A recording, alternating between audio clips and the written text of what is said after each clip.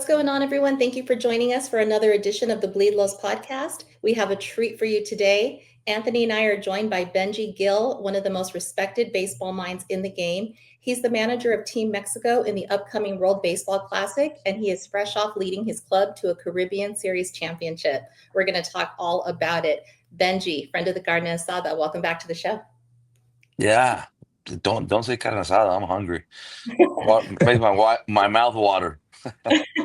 No, we're going to get into food at the end probably because I want to get Okay, awesome, awesome. definitely want to talk about what we were just riveted by recently. We were all in a text chain on the night that your team, Los Chatos de Jalisco, won the Caribbean Series Championship. I mean, it was a thriller, 10 innings, wild pitches, walk-offs. Yeah, Talk about that because not only did you get to experience that in front of your home crowd, but you got to experience it with your son, Mateo. So just kind of take us through yeah, the emotions of that, especially at the end.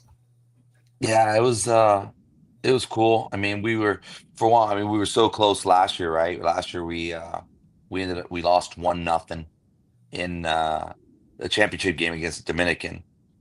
So it was a nail biter as well. This year a little different. It was like we got off such a big lead. It was like, okay, we're gonna cruise to the championship, and and Khan came back, battled, got it back to 9-8 at some point. Then we made it 10-8. Like, okay, we're cruising. We get the first out in the ninth inning, and second pitch to second hitter in the inning, hit by pitch, and then first pitch home run tie game. And we're like, oh my gosh, that was it was a little bit of a dagger, and but we just kept believing, and it was just couldn't believe it was happening that way, the way it did. And then they have the uh, runner at second, to start in extra innings, and they score the one run. And so we have man on second as well with no outs. We bunt him over to third. Uh, the actual MVP of the tournament coming up, right? Or sorry, Ornelas, which was our MVP this year. He will get works a walk, and then comes the ground ball to the pitcher, which the base runner did a great job by staying in the rundown, allowing both runners to get to third and to second. Um, and then I assumed they were going to probably walk Willie. I thought they were going to maybe throw a few pitches and see if they could get him to chase.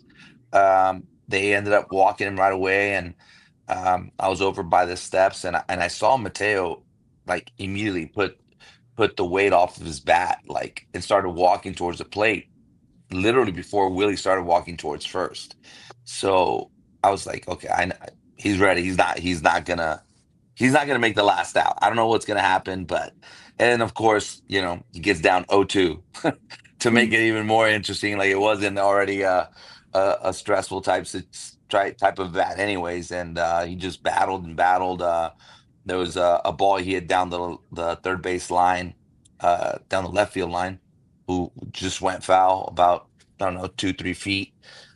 For a second there, I thought he might have gotten a walk-off double, but ended up working to where he got the wild pitch, and then ended up working a walk, which ended up being incredibly important anyhow, because that put pressure on them to have to pitch to Bly Madras, and Bly had a great at bat. He just missed some pitches as well. Um, I don't think they're comfortable with throwing a fastball to either one of them, and they ended up having to throw a changeup. Unfortunately for them, it was in the dirt, and Ali Solis wasn't able to handle him and keep it in front of him, and ended up being the difference in the game and the championship. Coach, take me back to that moment when you're seeing your son step up to the plate in such a big situation. Do you get flashbacks to when he was a kid and you're like, wow, I can't believe I'm here at this moment right now. Like, I can't believe this is happening to me right now. No, but now that you mention it that way, I don't see how it doesn't, right? But Yeah. no, I didn't. And you know what? Like I said, I saw how it transpired, of how he started walking, and he wanted the at bat. Um, and I was trying to look for his mom in the stands, right? To try and, 'cause I know she was a nervous wreck. Um, and just I was gonna try and signal to her like, hey, you know what, he's got it, he's got this. I was gonna kind of give her like a thumbs up, like that's okay, he's got it. And and then after that, I mean, try and have the most positive, confident vibes, and trying to send him the most positive vibes I could, right? At the end of the day, it was just at that point, it's just him and the pitcher and the catcher. That's it, you know. Games on the line, 2 outs, and like I said, he got down 0-2. So I mean, they were a strike away from winning the Caribbean Series.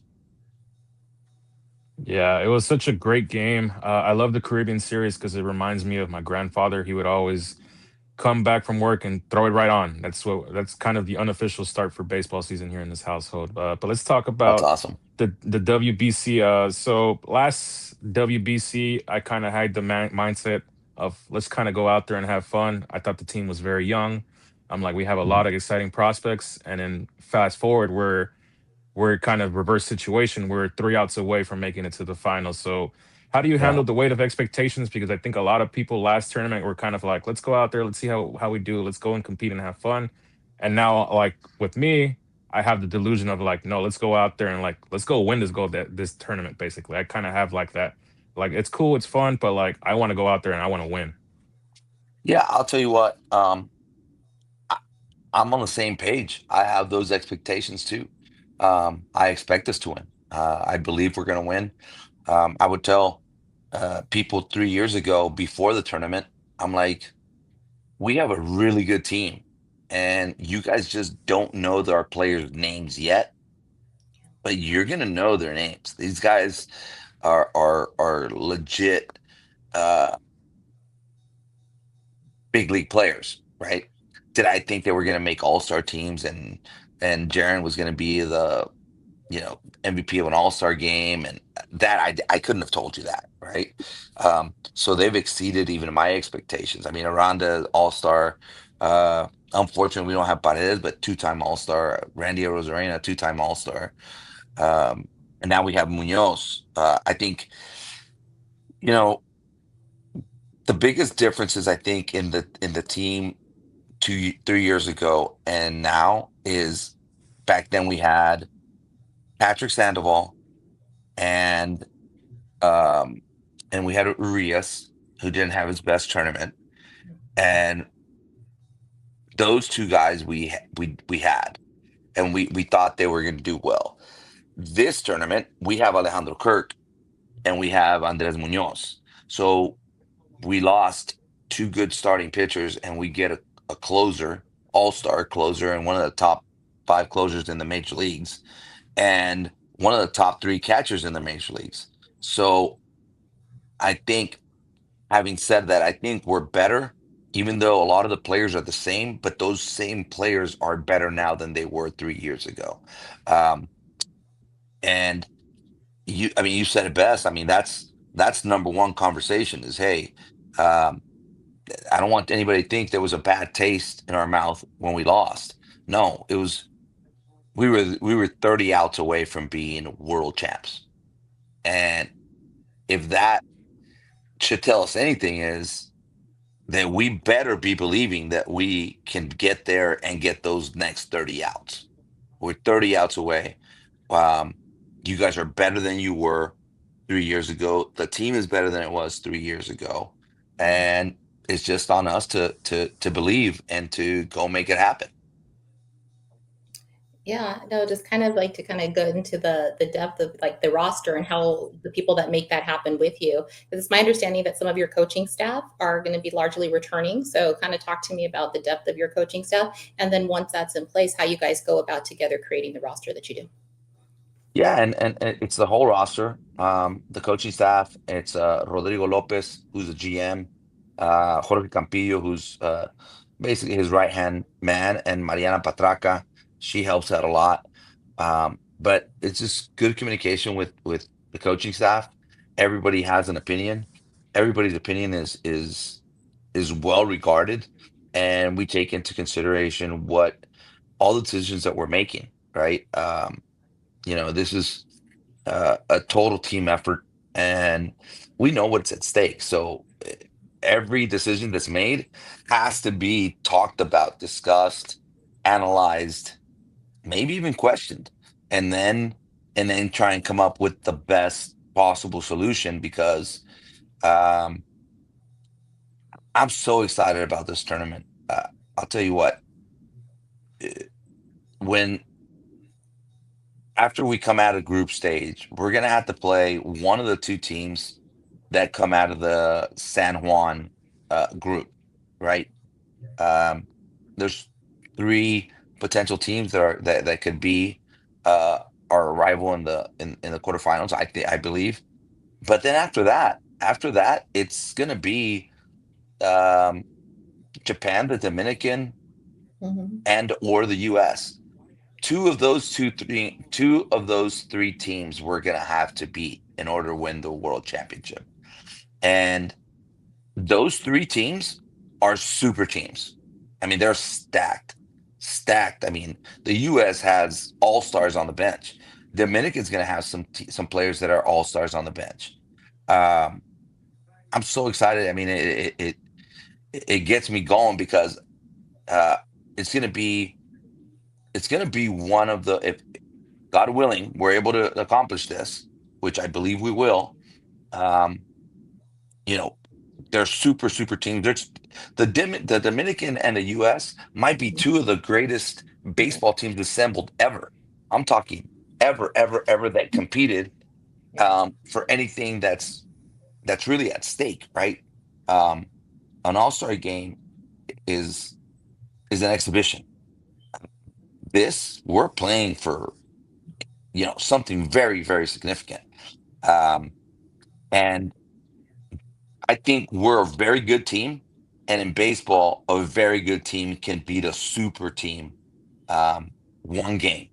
Could we beat them 4 out of 7? Probably not. Can we beat them one game, one night? I 100% am positive that that's a yes. I'm not saying we're going to do it. I'm saying that the possibility is there. And we've proven that. We beat the U.S. Last time. We beat Puerto Rico, who had a great team. We were 3 outs away from beating Japan, who went undefeated and won the world title. So uh, it's going to be the greatest victory in Mexican sports, and I'd say it's one of the greatest victories in any kind of international uh, team competition. I mean, it'd be like somebody beating the dream team of basketball, or when the U.S. won the hockey gold medal in the '80 Olympics. They weren't supposed to have be even competing against that Russian team, and they won it, right? So that was what the miracle on ice. Maybe we'll have the miracle in Miami. Yeah. So talk about developing team chemistry. For me, I think it's the most important part in such a short tournament. The tournament's only like 2, 3 weeks long. You guys are about to start your training camp. So how do you build the chemistry and how do you find your leaders in the clubhouse? Like, okay, the going's getting tough. The game is tough. It's tight. Who's gonna be that guy that steps up and says like, "Hey, let's calm down. Let's take a breath. We're still in this." I think it just comes naturally. I mean, guys have it. Some guys have it. Some guys don't. Um, I'll tell you what. That's part of the reason when people would ask me, "Who's the captain of the team? Who's the captain of the team?" I'm like, the captain of our team is all 30 players. Um, we are a unit. We're 100% a unit. We're a family. Uh, I said it, in the last classic, and it's just a group. There's it's not just 30, right? But you have the coaches. I mean, that's a pretty nice, healthy group of Aztec warriors that want that title, want that trophy, and are going to do everything they can to get it. Um, they know what the goal is. Uh, and I'll tell you what, we had great team chemistry 3 years ago. And I think most of these guys are so excited to just get back, be in the clubhouse with each other, um, go eat with each other, go to the ballpark, be around each other. Um, it was such an amazing experience last time. I really believe that most of the guys that were there 3 years ago have been anxiously waiting to get back in the clubhouse with their uh, uh with their brothers, with their hermanos, right? And the guys that weren't there, I think they felt that, and they were like, man, if I ever get a chance to be in that clubhouse with that team, representing that jersey, putting on that hat, I can't wait to get there. And I think everybody's excited, and everybody is buying into, we don't care what anybody thinks. We just know that we believe we can do it. I love it. I mean, we've been talking about Anthony and I about the WBC for I think a year. It's become a weekly segment on our show. Looking forward to it. But you're absolutely right. Baseball's going to baseball. You don't know what's going to happen just because you have a super team. Just because we talk Dodgers every single week. Yeah, they're the Avengers put on paper doesn't mean they're not beatable, and we know that. Yeah, and you saw it. I mean, Toronto on paper had no business playing with the Dodgers, and Yeah. they were nothing from beating the Dodgers. And that was that's even harder in a 4-game series, right? I mean, what was the ball that was hit to left field that got stuck between the wall and the turf? Yeah. I mean, what are the chances of that happening, right? It's like there's been, I mean, even in batting practice, there's probably been a couple 100,000 balls hit in that stadium, and I don't think that's happened more than once or twice. And when does it happen, right? Right when that's the one thing that saved that one run. But having said that, you know, I know most people didn't believe that Toronto could beat the Dodgers. I'll tell you what, forget that the Toronto couldn't beat the Dodgers. I guarantee you the percentage is probably below 10% of who believed that it would go 7 games when they beat the Yankees last year in 5. And this year they looked even better than they did a year earlier. So that, if anything, that shows and one of the great things is we have their catcher who um, was a part of another great team, another great clubhouse that just battled and battled and battled and got somewhere that they probably weren't supposed to be. And you know, I have this feeling that Alejandro came up to hit with the possibility of winning the World Series. It didn't work out for him, right? Into a double play. I bet if he gets that opportunity in the WBC, I don't think he hits into a double play.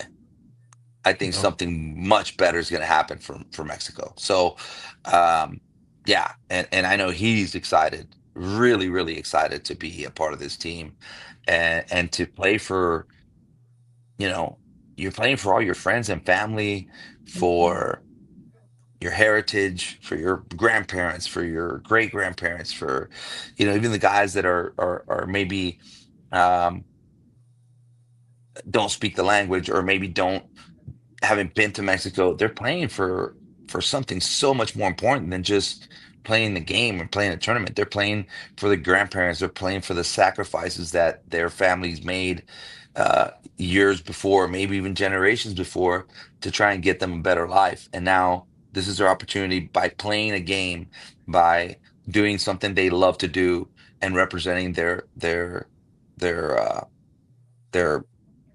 mom, dad, grandfather, grandma, their great grandparents. This is a great opportunity. Is it still a rule that you can't talk to the players prior to them being like officially at a certain point when you are developing the roster? You have to kind of not have contact with them, or has that changed since the last WBC? Um, we do have contact just to make sure how they're doing, if they're healthy, and then obviously as the roster gets closer, right, to let them know that there's interest. Um, Most of it is done by by the front office, right? Um, but I mean, I receive phone calls from players all the time. I mean, even a year ago, 2 years ago, hey, uh, I want to play. Or they'll talk to another player, and they'll be like, hey, tell Benji I'm Mexican. Like that happened with Victor Vodnik, right? And I didn't know, right? But he went up to Vinny and said, hey, uh, I want to play. My mom is Mexican. I want to go and represent Mexico, and I want to represent my mom and her family and that part of my family. You mentioned it in a prior Yeah. interview. No le tienes miedo al cucuy. How do we slay a cucuy this time around? I know we're a Dodger friendly podcast, but I love Shohei. I love Yoshi, but I kind of want to get the edge on them. Like they're if they kind of been in my head rent free for the past 3 years. I actually mentioned to Drea. I went back and I looked at the old highlights of the game just to refresh my memory. I completely had forgot that Sasaki had started that game, and then they went Yeah. Yoshi right after him. So like, so what's the mindset? How do you slay the Kukui this time around? I think we do a lot of the same stuff. A lot of the same stuff. I mean, uh, unfortunately, I think for me the biggest at bat of that tournament was Yoshida's home run. It Yeah, was a 1-2 pitch. It was not a bad pitch, and I honestly don't know how he kept that fair. Obviously, credit to him. Uh, but and we can say, well, if our hit hadn't fallen or our home run hadn't been hit, whatever. Um, I think we were really one pitch away because we were up 3-0. They tied 3-3, and then we immediately answer back and score two more. Unfortunately, we get Joey Meneses get thrown out at home yeah, on a that's the close play I play. forgot about. Yeah, a really close play. And so, I mean, we were really close to going up 6-0. You know what I mean? If we get Yoshida out, unfortunately, they we there was a walk and a hit by pitch in the eighth inning that got them one run closer. But let's just say, I mean, and Giovanni Gallegos had done a great job up to that game. And that game, he just was up in the zone, wasn't sharp the way we expected him and wanted him to be. But I'll tell you what, I'll take my chances going into the ninth inning with Andres Munoz on the mound. Yeah, So, um, so I think our bullpen is way stronger than last time. Um, Not to say that the guys we had last time weren't great, but having Andres Munoz, having Victor Vodnik, having Robert Garcia, I think even the guys that were on last time and are with us this time, I'm talking about Gerardo Reyes, and Cruz. I think they're better pitchers than they were 3 years ago. yeah, So they're more experienced. They're better. Put it this way: like Reyes doesn't throw as hard, but I think he's a much better pitcher than he was. Uh, the version of him 3 years ago. So having said that, in this tournament, I think maybe our starting pitching is not as strong as last year, but the bullpen is much stronger, deeper, and I think that for these type tournaments, that might be even more important than the starting pitching. yeah. For me personally, I have family up in Seattle, and I told them you guys would have played in the World Series if you guys just put Munoz into this game. Because I always tell Drea, like, I'm only guaranteed the game I have in front of me. I can't think of hypotheticals if I'm down. I got to ride with the best I have. And the best player, I think, in that time, in that moment for Seattle was Munoz. So I was kind of sitting there in shock when I saw that he wasn't the guy getting the ball. So I'm actually looking forward to see how he performs in this tournament. Same with Kirk. It was very hard to root against him because he's raza. He's my brother basically, and it's kind of Yeah. hard to like. My mom the same way too. She's like, she would cheer when she would do something wrong or right, and I'm like, Mom, right now is not the moment. Like if he wins it all, like we'll give him his credit, we'll give him his flowers, but like right now everything is kind of tense. So I'm happy to hear like the bullpen is. I do think the bullpen is a lot better from it was 3 years ago, and I'm excited to Yeah. see how they perform coming into this tournament. Yeah, and like I said, it's an exciting group. That the bullpen staff is legit, man. It's really good. You're gonna see some guys that are not well-known names. I don't know if they'll ever become well-known major league names, but I'll tell you what, I think they're gonna have a big impact in this tournament, and people are gonna be like, "Damn, who's that? That dude's good." And we're gonna say that about three or four guys that people don't know who they are, and be like, man, Mexico, no wonder they have some dudes, man. Yeah. And hopefully that'll open doors for them on a personal level too. Yeah, no, I'm excited to see Team Mexico play. I have it all circled on my calendar. Anthony and I talk all about it. We are just going to be ready to go. I believe it's going to be March. It's March 6th, right? Your first game. Am I right? Yeah, Mhm. against Great Britain. Perfect. Yeah, so you're probably familiar with a guy named Sean Spradling. Anthony was the one who first kind of tuned me to him. He covers the WBC extensively. You can find him online. And I really got this time around to kind of get a lot of the background that I didn't know from 3 years ago. And one of the key back and forth and debate, or you hear people talking about is the question, is this, baseball's World Cup? Now, I don't necessarily think it's a fair comparison because you have, the World Cup is something like 75-year head start. You have, the WBC that's only been around since about 2006, but the popularity appears to have grown. I mean, you see more merch, you see a lot more interest, you see a lot more excitement and, just coverage of it, especially in the last several years. So I kind of just wanted to get your opinion. Do you see this as baseball's World Cup? 100%. 100%. I think there's a few things, right, that make it, obviously our game is not as global. It's becoming more global, right? The other thing is soccer forever has played where they stop their season for important tournaments, whether it's the UEFA Cup, the World Cup. They have like a Champions League for CONCACAF. They have it for Europe. They have the European Championships where the best of the best participate. And it's almost like a known thing, right? You're going to have your stars taken away from you for certain tournaments. Whether you play for Barcelona, or you play for Madrid, or you play for Juventus, or you play for in England, wherever you play, your stars are going to go and play with their national team for important tournaments. So there's never a wrong time to do it because they kind of all the soccer tournaments are scheduled to where these important tournaments don't happen in the middle where they're going to, in the middle of, let's say, the Mexican Championship or the European Championship.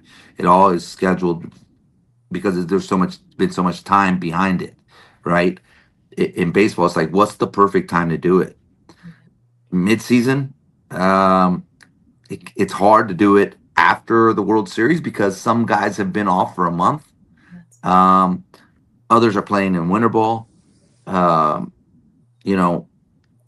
Right when we do it now, there's no winter ball. The only thing is, these guys, and it doesn't happen in soccer, right? Like guys run as fast as they can, they still kick the ball, but a pitcher, expecting him to be in mid-season form or postseason form in March is tough. It's really tough. I mean, they rev up and they're playing for the flag, and there's more intensity sometimes even in the postseason. So some teams frown on that, right? And are really more than anything, they're scared by it, that their pitchers can get hurt. Revving up to, going 100% when guys that aren't playing in these games are probably still at 85% of where they need to be for the season. And let's be honest, I mean, even when the season begins, you hear it all the time on broadcast. Hey, well, it's just April. They're not in mid-season form yet. There's a long season. It's a marathon. Well, the WBC is, I don't even think it's a 100-yard sprint. It's a 60-yard dash. I mean, it's all out from, I mean, if it was a race, the guys would be jumping the gun before the shot goes off because you want to try and get a good, you can't make a mistake. You get a bad start. I mean, it happened to us last year or the last tournament.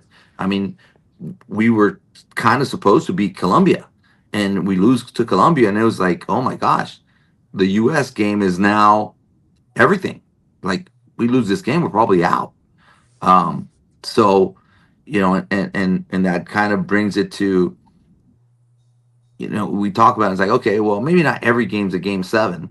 Well, if you lose if you lose your first game to Great Britain, yeah, they're all game sevens. I mean, the only relaxing game you may have is if we're up 3-0 against the US and we go play Italy. Up 3-0 knowing we've already advanced.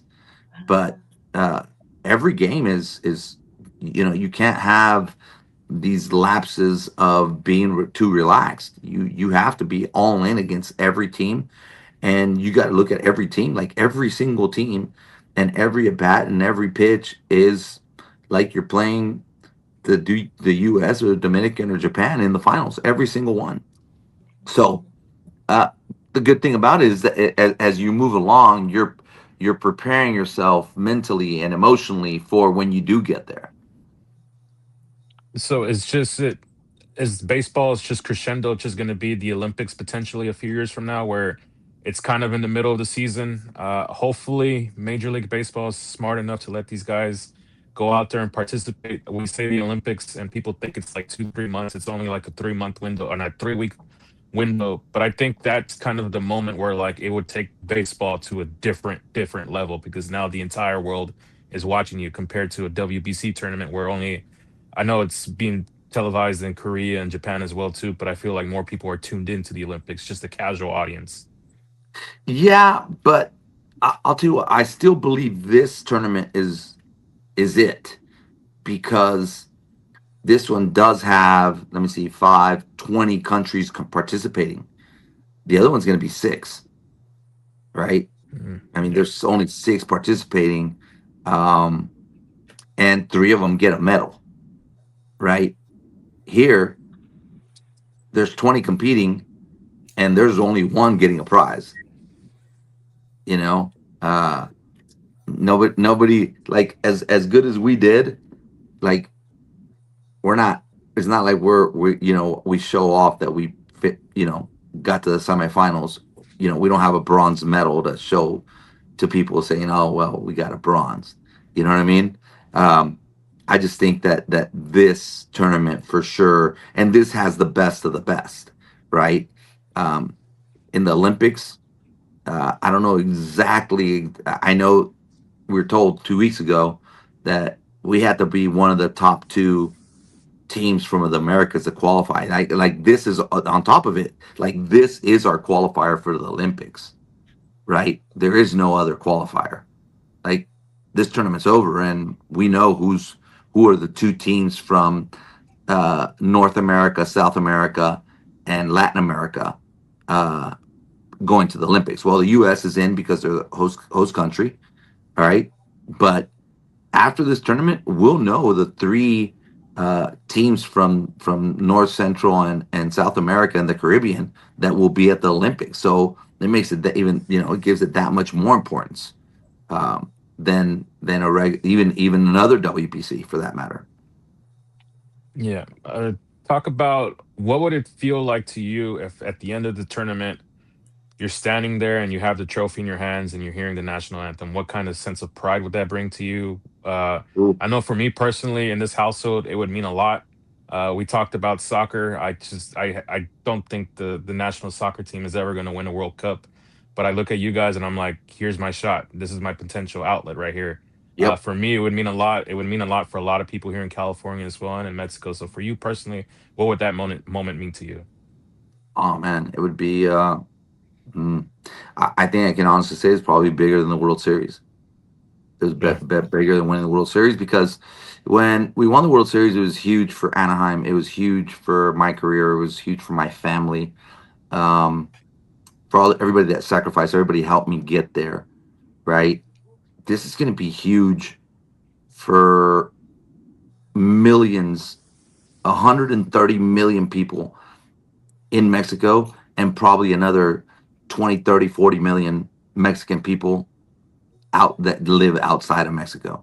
I mean, this is going to the ripple effect is going to be all over the world, with Mexicans celebrating all over the world, everywhere that Mexicans live. If they're vacationing, I'll tell you what, I really believe that our soccer national team, has a way better chance of reaching their goal if we win the world championship.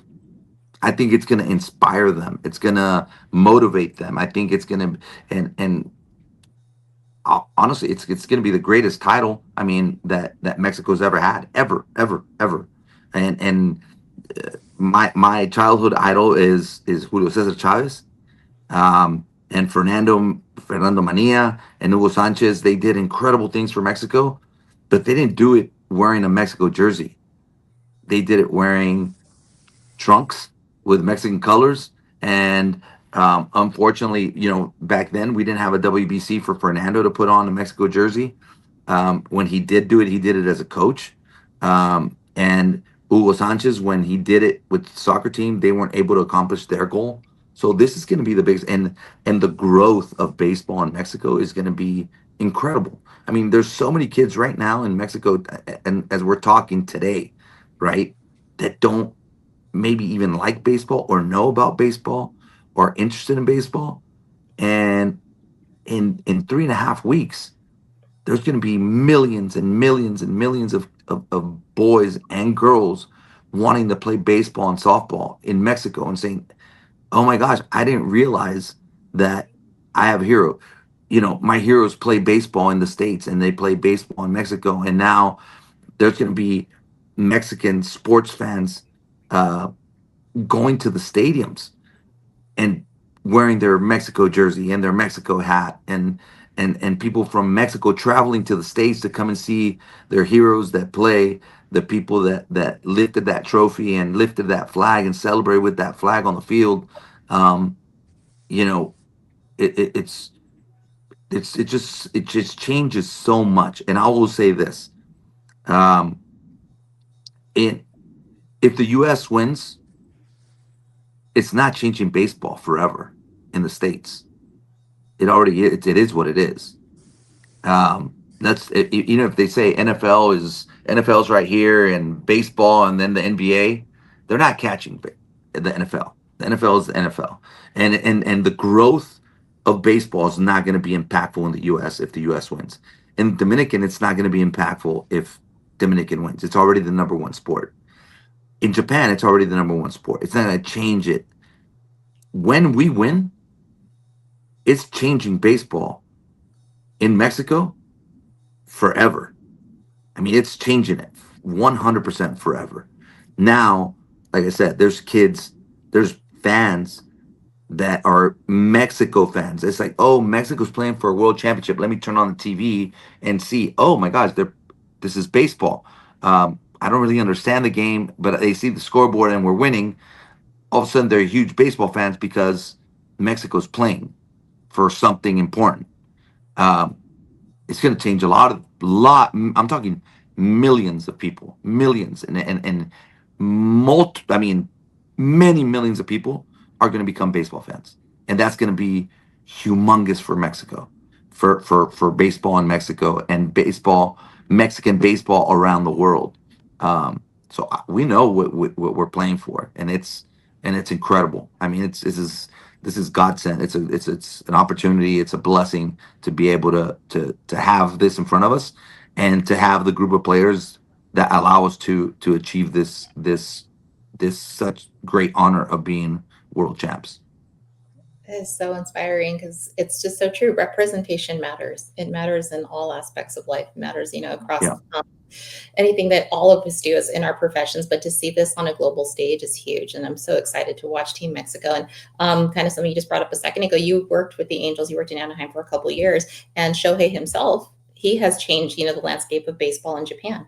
So that is he experienced. He won this. The Team Japan won this in the last round. But yeah, we are a Dodgers podcast, and it's always like some kind of interest to kind of look behind the curtain a little bit. But you have seen now kind of like a little bit removed since Shohei has joined the Dodgers. Have you kind of think back to the time that you worked with him behind the curtain? Do you see that Shohei's kind of like, same old Shohei, really, just humble? What can you tell us about him from the time you worked with him? And now that he's racked up some MVPs, have you noticed he's the same old Shohei, or have you noticed that there is, in fact, some growth in him? I haven't seen him from up close, right? In the last couple of years, or haven't been able to be around him. What I can tell you is, well, for one, he's the only player in Major League history to have 2 MVPs in each league, right? But I think the WBC, I think he was frustrated in Anaheim that we weren't winning. I think he was a winner before that championship and before he got to the Dodgers. He was just in a situation where he wasn't able to win, right? And that WBC, it was like he watered that seed, and he knew what he wanted, and it was to win. He was able to win with his national team, with all his friends. I'm assuming some friends that he grew up with, guys that he respected, guys that he saw as brothers.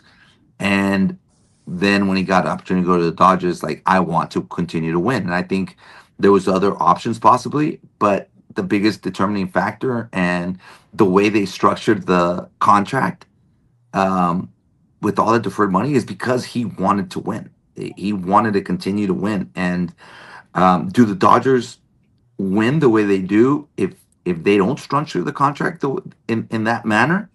I don't know. But he's still going to get his money, but it's still somewhat of a sacrifice. But it's all driven behind winning.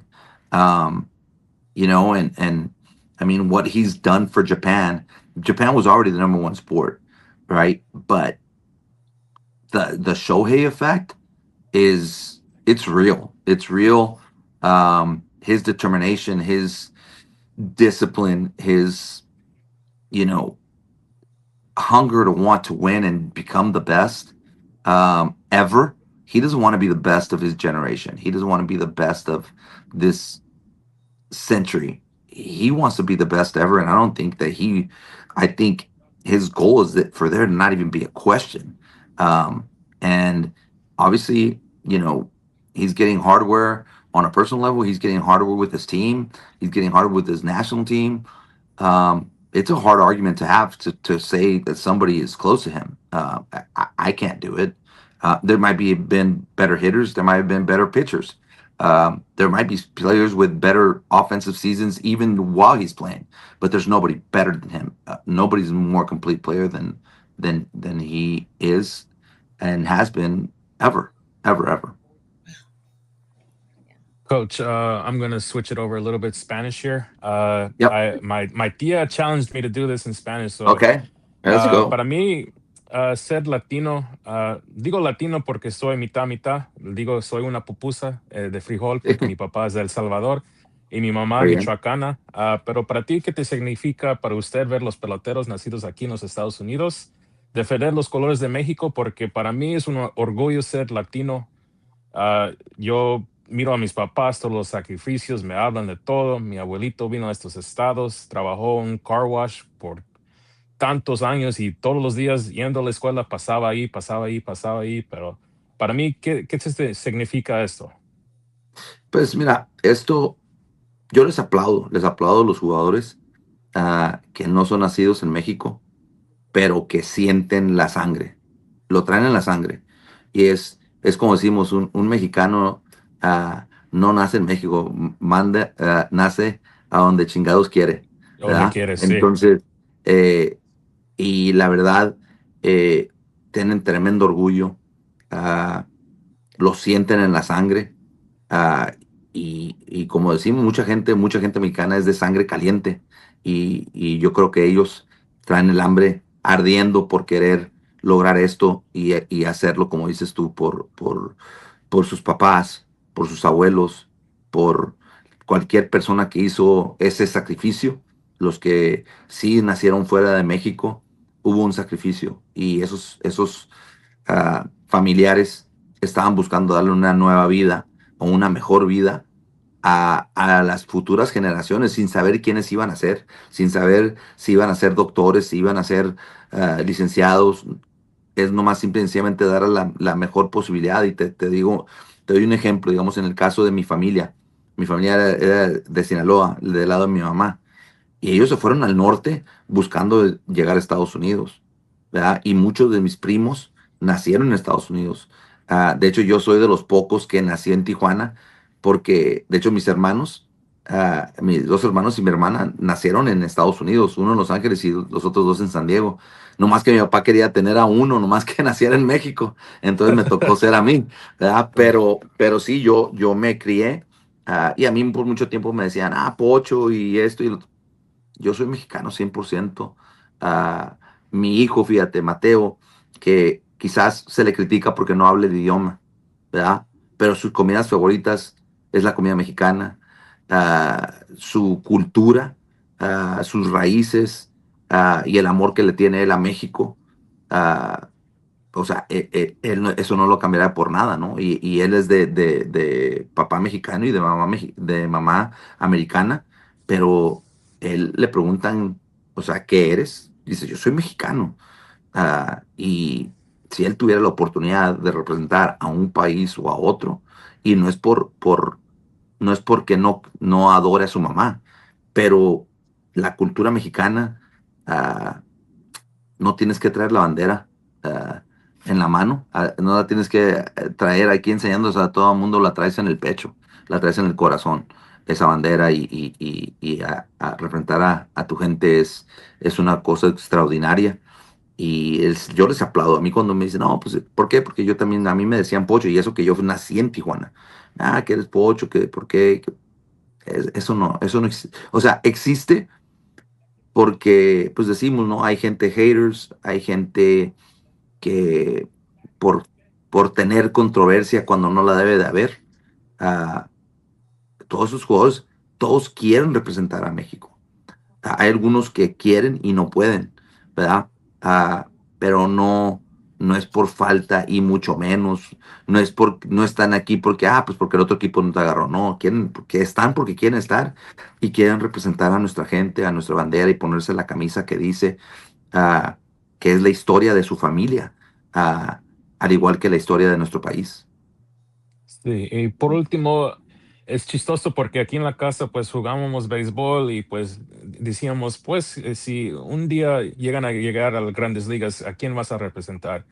Y pues yo a mi hermano yo pensé que iba a representar a El Salvador. Él es más salvadoreño que yo y pues yo Ujú. tengo la sangre mexicana. Yo pienso porque pues nací en el mero día de independencia de México. El 16 de Ajá. septiembre es No, mi entonces sí mamá, tienes que. pues sí, mi mamá dice que cuando dio el grito de que viva México, ella ha hecho su grito y pues yo salí también. Pero la Muy última bien. pregunta que te tengo aquí en español, ¿qué consejo le das a los niños ahorita que están jugando y van a mirar la selección mexicana y dicen, yo quiero jugar un clásico un día, ojalá con la selección mexicana? Ojalá, a mí me entusiasma tanto ver a niños. Ah, Ese año, el 23 después del clásico, no sabes el gusto que me daba ir con los Angels y estar en batting practice y ver cuando niños mexicanos le gritaban a Patrick Sandoval y Patrick hablando poco español, y Patrick iba y le firmaba a todos los niños, a todos los aficionados que trajeran una bandera, trajeran una jersey, una gorra de México. eh, y con el tiempo, Patrick, yo le decía a Patrick, es que no te imaginas lo que vas a hacer, lo que vas a crecer, lo que tú te vas a convertir para México cuando nos vaya bien el clásico.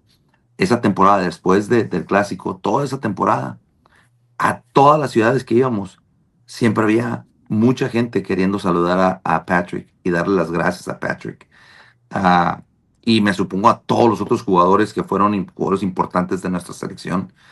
Ah, el, el- el soñar, ah, no es para cuando uno está dormido, es para cuando uno está despierto. Los sueños son Eso. en vida, en carne y hueso, no cuando uno está dormido. Sueñen, sueñen a lo grande, no sueñen en cosas pequeñas. ¿Por qué? Porque si sueñas en algo pequeña y lo logras, luego ¿qué te queda? Sueña lo más grande, sueña grande, ah, ponte retos fuertes, importantes, que tú sabes que te hacen que trabajes duro día con día para poder lograrlos. Y cuando sí logras esos sueños grandes que te propusiste, eso realmente es tener una buena vida. There you go. So we're gonna get ready to wrap it up here. Drea, I think I've kind of like hyped myself up. I'm like, I'm ready for this tournament to start. March 6th to the 10th is probably going to be the best couple of days of my life. But other than that, Coach, we do have a final question here for you. Yep. We know the ultimate goal for you is to get back to MLB. We do feel like you're deserving of a job. Do you think your time is coming here in the next year or two? I hope so. I really hope that you get an opportunity here to kind of lead a major league team. I love the way you coach, especially just that demeanor you have in the dugout, the calmness, and you provide a lot of leadership qualities as well too. So I want to leave you off with that question there. I hope so. I'll be honest with you. Other times in the past, I've tried to be real politically correct. I do deserve it. There ain't no doubt Yeah, about there it. we go. And I'm I love telling you right that. now, I'm better than a lot of managers. And I don't care if I love people that like answer. it or not. I really don't care anymore if they like it or not. You know, that's not being humble. That's being confident in the things that I've been able to accomplish. Um, and I'll tell you right now, the things that I've been able to accomplish have been thanks to players and to players buying in and to building a culture and to building a team and building a family. Um, I haven't done it once or twice. It's year in and year out. And if somebody gives me an opportunity, I promise you they're going to be happy with that that that choice they're going to make. They're going to be really happy because uh, when I'm all in on uh, building a culture, on winning, and being a part of the community. I mean, I'm all in on every single person that goes to the ballpark one time. The people that work at the ballpark. I'm all in for the people that work in the parking lots. I'm all in for the people that sell peanuts. I'm all in for the people that work in the hot dog stand. I'm all in on them working till the last day of the World Series. And I'm committed not just to my players, not just to my organization. I'm committed to doing that for every single person that depends on that organization to give themselves a better life and to make memories for that community. Uh, we say it all the time, right? There's a Dodgers nation, there's a Yankee nation, and it's not just in the community. It's people that, you know what, that let's just say if I become the manager of, I don't know, Milwaukee, there's people from Milwaukee that live in different places of the country and the world. Um, and I'll be doing it where whoever chooses to give me that opportunity, I'm all in for every single person that has anything, any kind of affiliation or sweet spot for that team. And I'm also all in for making that organization grow and grow their fan base. And how do we do that? By winning and by being a team that represents people, and they're proud to be represented by that group of players and coaches and front office people. And you know, a lot is said now about communicators and bringing people together. That I know how to do. I know how to do that really, really well. And hopefully somebody sees it. Hopefully somebody sees it, and hopefully they'll see me at my best.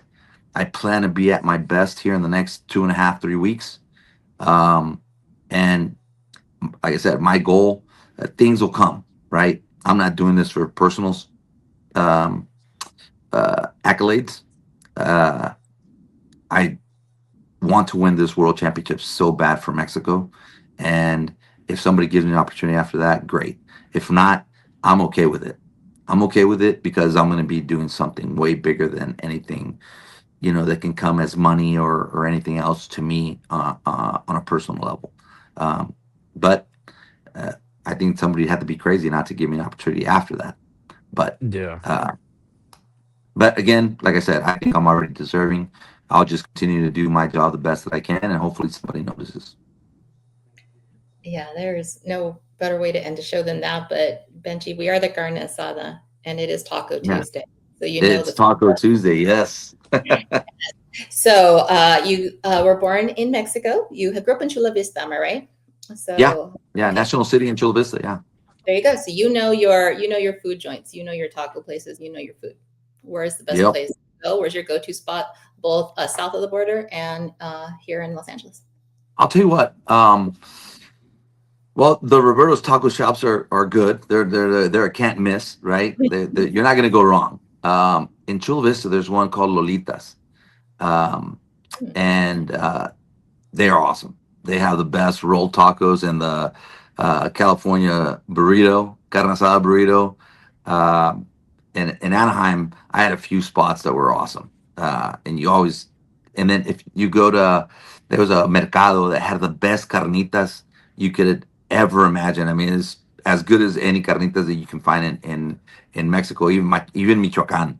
My mouth is watering. It was. I mean, there's such good food. And then my favorite of all is aguachiles. Mariscos is for me is everything. I can eat mariscos every day of the week, breakfast, lunch, and dinner. I'll take that. Nice.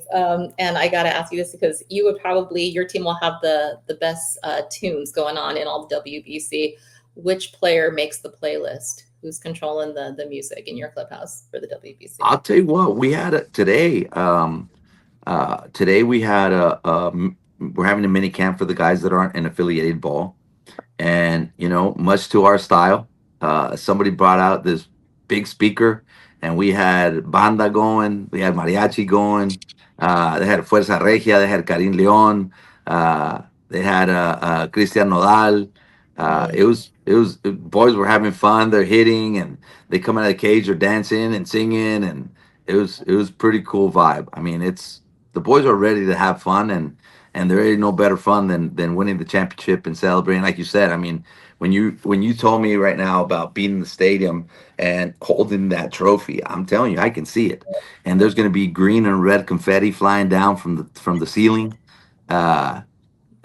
Mexico lindo querido, El Rey, Vicente Fernandez blasting on the speakers of the stadium. It's going to be fun. It's going to be a lot of fun. Well, we manifest things here at the Bleed Lows podcast. So Anthony and I are going to put out those vibes for you because I'm feeling it. Anthony, those are the end of my notes. Do you have any final thoughts for Benji or questions? Final thoughts. I'm ready. We were talking about how, like, we've been talking about this for months now, and I can see it. I can see the vacation coming here. So I'll be there at the stadium, cheering my ass off. Basically, no other way to say it. I'll be there crying, cheering, arguing at the umpires for bad calls, stuff like that. But always wearing poniendo la bandera en alto. That's what I like to say. Always leave the flag at top. So, man. Coach, thanks. This was awesome. I'm ready to run through a brick wall for you, basically. Thank you. Hopefully you don't have to, but we'll have 30 guys absolutely ready to do anything that we can to bring that trophy home. And I'll tell you what, few people in the world party better than Mexican people, or I don't think better. Yeah. Just imagine that party all throughout Mexico and throughout California, Arizona, Texas, all over the world. I mean, there's going to be Mexican people partying all over the world. It's going to be awesome. Yeah, nobody does it like Latinos. March 17th. Oh, man, circled on my calendar. Benji, it has been a blast getting to talk to you tonight, and we are just going to wish you nothing but the best in the upcoming World Baseball Classic. Everyone, do not forget to catch Team Mexico on March 4th as they play the Dodgers in an exhibition game over at Camelback Ranch. WBC Pool play starts on March 5th, and you can watch both Team Mexico and you can watch Team USA begin their respective rounds on March 6th. You can find me, Ravine Queen, on X and Instagram at Ravine Queen 1958. You can find Benji on X at benji.gil30, and you can find Anthony on X and Instagram at Anthony Acosta _. And that is going to do it for our episode. So don't forget to check out DodgersBeat.com, the Bleed Lows Podcast Network, for all the latest Dodgers news. And don't forget to catch Anthony and I on the Bleed Lows Podcast. Once again, thank you, Benji. It has been a pleasure talking to you tonight. Thank you. And by the way, for all Dodgers fans, congratulations on your back-to-back championship. So that was pretty awesome. Great World Series. Thank you so much, Benji. Let's go Dodgers.